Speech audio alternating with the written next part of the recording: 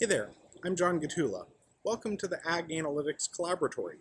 Today we're going to talk about data engineering, including 3 common steps to engineer data: enriching data, recoding variables or encoding, and then creating clusters. Here we have a data set with continuous and categorical predictors, and we're going to enrich the data set by merging like categorical keys, in this case site and block information, to join sample information from the field.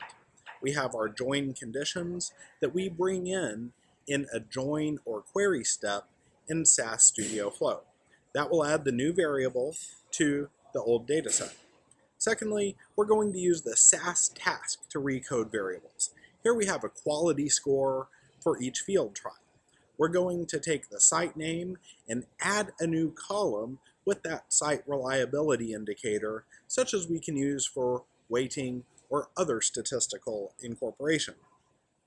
By generating that new column, we've turned a categorical variable into a continuous variable or done ordinal encoding.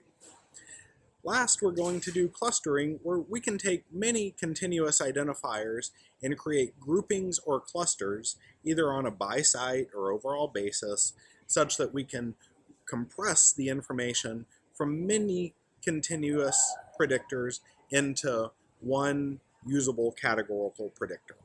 So, thus, by creating clusters, we can incorporate a new feature in our model.